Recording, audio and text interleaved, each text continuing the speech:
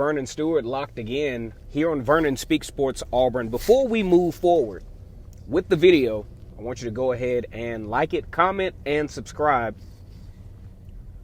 As always, it's great to be an Auburn Tiger. Auburn fans out there really addressing a lot of frustration, to be fair, whether it's Gus Malzahn, whether it's where the program is headed, whether it's with Allen Green, who had absolutely nothing to do with the contract extension for Gus Malzahn. They're calling for Gus Malzahn to be fired with a contractual buyout, which is probably the upwards of $20 million at this point. Might not be the best financial decision in a pandemic. Now, maybe if Auburn didn't have the luck of the draw with the Arkansas and Ole Miss game, find themselves, I think they would have been about 3-3 or maybe even 3-4, whatever. It would have been a losing record at this point of the season. Then I'm pretty sure the writing may have been on the wall to where, hey, man, you got to cut the check. Even still, even with all of that, on this channel, I'm largely criticized as a sunshine pumper for Gus Malzahn. Now, I'm not here to defend myself because I don't take back anything that I said about Gus Malzahn. But what I will say is this: a lot of my directives towards Gus Malzahn is that I understand kind of sort of his track to this point. Spending most of his time in high school, I think he was just really got lucky at the right time. And it made somewhat gullible or just plain not giving a shit Auburn administration feel like that he was the best fit for the head coach, especially when you got a team up against Nick Saban every year. I just don't, in the beginning, in the forefront, I never agreed with the hire. I'll say that much. Because I'm thinking to myself, even then, not even being as analytical of this game as I am now, even then, I'm like, okay, we go from Gene Chizik, Tommy Tuberville, Terry Boughton. You know, there's no like hype, especially with having to compete with Alabama every year. You choose Gus Malzahn. Considering that all that Gus Malzahn had accomplished up to that point, it just didn't make sense to me. But now my place is, this is who you got. So I get it every week. He wins the game, still don't like him, loses the game, whatever. I get it. I get the frustration. However, you're stuck, man. There's no need to get, I know some people that get up first thing in the morning talking about Gus Malzahn needs to be fired. You're banging your head up against a brick wall. Now, here's what I really want to talk about, because I'm a little bit over talking about Gus Malzahn, at least for right now. But boy, it's come Saturday, I'm telling you, Gus Malzahn, he's got to win this game against Texas A&M. It can't be a post-game interview that says, feel bad for our team, you know, all that stuff. Can't have that one this week. Now, another parallel with the frustration of the Auburn fan base is the grossly inconsistent play of Bo Nix. This is a game, I think, against Texas A&M, against a very sound defense, against a team that has been able to stop some teams. I would have really been interested to see how Texas A&M would have matched up with Ole Miss.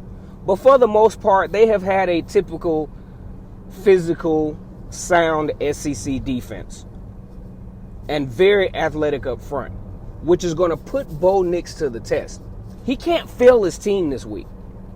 He cannot fail his team this week. He cannot lay an egg this week.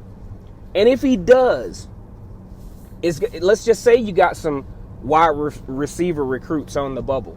They're like, so is this the guy that's going to be throwing me the ball? At the beginning of the season, a lot of the sports analysts, even the ones on YouTube, talked about how Bo Nix was not a good quarterback.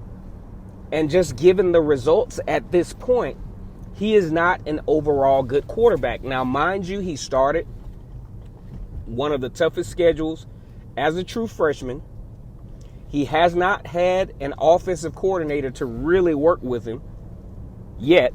He didn't have the benefit of spring practice with Chad Morris. At the same time, fans don't want to hear that. Fans are all about results. Now, that's why when you look at what the administration expects versus what fans expect, see, the fans just look at, okay, they show up on Saturday, this is the result. They don't look at the integral parts that lead up to this point. They don't care about COVID-19. They don't care about the mental stress of COVID-19, or they don't care about, this is a very unique season. And for the college football season to even complete itself is a miracle in and of itself, considering the fact that we were looking at the possibility of not even having a college football season this year. So I want to give a big shout out to all the college football players, the coaches, for just even giving us the opportunity to watch some college football in the midst of this very stressful, tumultuous time in our society. At the same time, nobody cares. We've become so desensitized to certain things. We want things to be normal. We're looking at these college football games as if the normal level of preparation is there, when unfortunately it's absolutely not.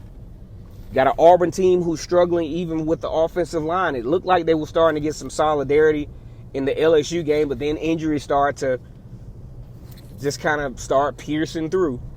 And now we are where we are. But Bo Nix, it is time, and I've seen in spots where Bo Nix is finally starting to kind of get a grasp of what's being asked of him. I'll say this. I don't get as nervous when I see Bo Nix scramble as I used to. I'm actually starting to kind of gain that real reluctant trust factor with Bo Nix.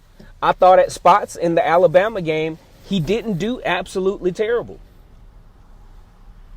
Throwing the ball, hitting the receiver's hands, misses. I think he and his quarterbacks are going to have to get on. His wide receivers are definitely going to have to get on the same page. The one to Seth Williams, that was lethal.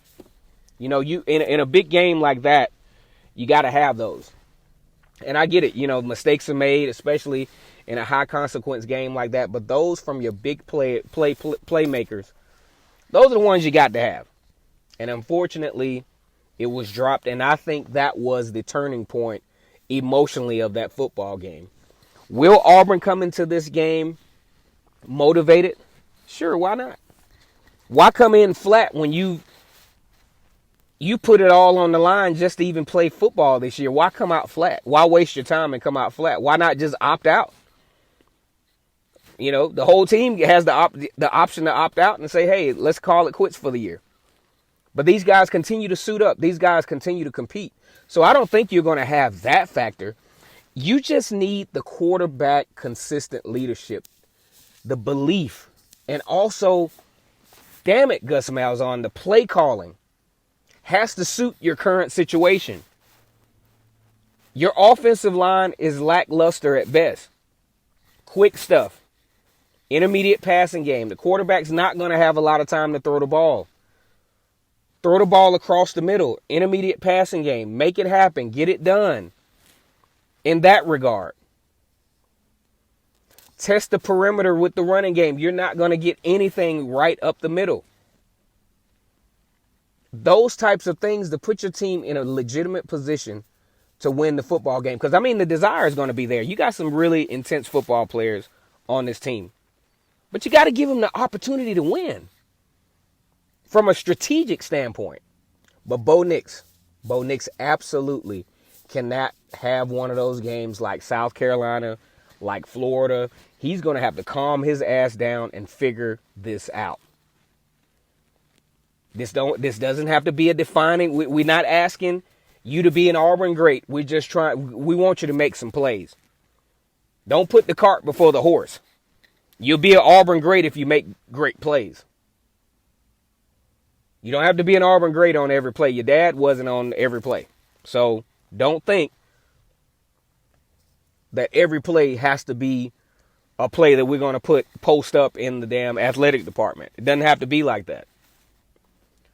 But Bo Nix will be a key factor. If Bo Nix can't figure this out, if he can't find a way to be a positive difference maker in this game, then it's going to be a long week next week on the Plains, especially if they lose the football game. This is an absolute must-win game for the Tigers. It's a very winnable game for the Tigers, but they got to be locked in on this. Got to be locked in. All right, before you leave this video, what I want you to do is go down to the bell to the right. That's assuming you're not a subscriber. The subscribers already know what it is. They need to be down in the comment section right now, talking about Bo Nix, talking about Gus Malzahn, maybe giving some last-minute predictions or maybe some keys to the game. That's what the subscribers need to do because they know how we do it over here.